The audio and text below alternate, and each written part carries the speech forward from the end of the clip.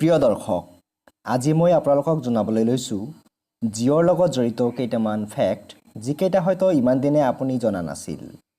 আজি ভিডিঅ'টো আপুনি শেষলৈ চালে জিঅ'ৰ লগত জড়িত কেইটামান ফেক্ট জানিবলৈ সক্ষম হ'ব। নমস্কাৰ দৰ্শকসকল, বংকিম চন্দ্ৰ বৰ্মন আছোঁ আপোনালোকৰ লগত। তেন্তে দেৰি নকৰি বলক আৰম্ভ কৰোঁ। জিঅ' JIO ইয়াৰ প্ৰথমটো ফেক্ট আৰম্ভ কৰিছোঁ। জিঅ' লেখাটো যদি আপুনি আইনাত চাই তেনেহ'লে দেখা পাব OIL। আপোনালোকে নিশ্চয় জানে যে ৰিলায়েন্সে অইল অৰ্থাৎ তেলৰ বিজনেছ কৰে।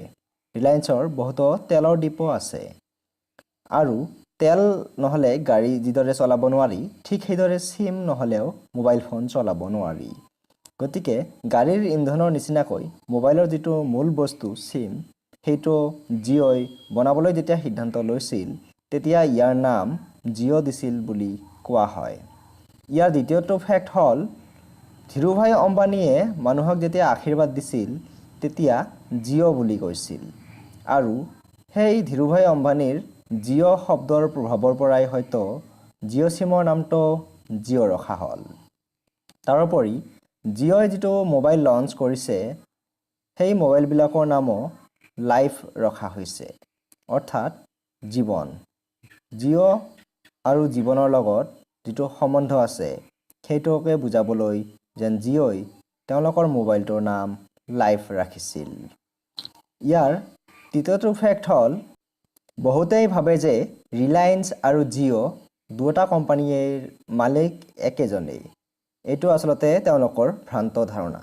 বহুতেই জানে যে মুকেশ অম্বানী আৰু অনিল অম্বানী এই দুজন ভাই ককাই। অনিল অম্বানীৰ কোম্পানীটোৰ নাম হ'ল ৰিলায়েন্স আৰু পিছত মুকেশ অম্বানীয়ে যিটো কোম্পানী আৰম্ভ কৰিলে, যিটো চিমৰ কোম্পানী আৰম্ভ কৰিলে, তাৰ নাম ৰাখিছে জিঅ'। অৰ্থাৎ জিঅ'ৰ কোম্পানীৰ মালিক হ'ল মুকেশ অম্বানী আৰু ৰিলায়েন্স কোম্পানীৰ মালিক হ'ল অনিল অম্বানী। প্ৰিয় দৰ্শক, আশা কৰিছোঁ আজিৰ ভিডিঅ'টো আপোনালোকৰ ভাল লাগিছে। ভিডিঅ'টো ভাল লাগিলে লাইক আৰু শ্বেয়াৰ কৰিবলৈ একেবাৰেই নাপাহৰিব। আৰু আপুনি যদি আমাৰ ভিডিঅ'টো আজি প্ৰথম চাই আছে তেনেহ'লে ভিডিঅ'টোৰ তলতে থকা ৰঙা ছাবস্ক্ৰাইব বাটনটোত ক্লিক কৰি দিয়ক আৰু ওচৰতে থকা বেল আইকনটোত ক্লিক কৰিবলৈ একেবাৰেই নাপাহৰিব, কাৰণ বেল আইকনটোত ক্লিক কৰিলেই আমি আপলোড কৰা ভিডিঅ'বোৰৰ ন'টিফিকেশ্যন সৰ্বপ্ৰথমে আপুনি লাভ কৰিবলৈ সক্ষম হ'ব।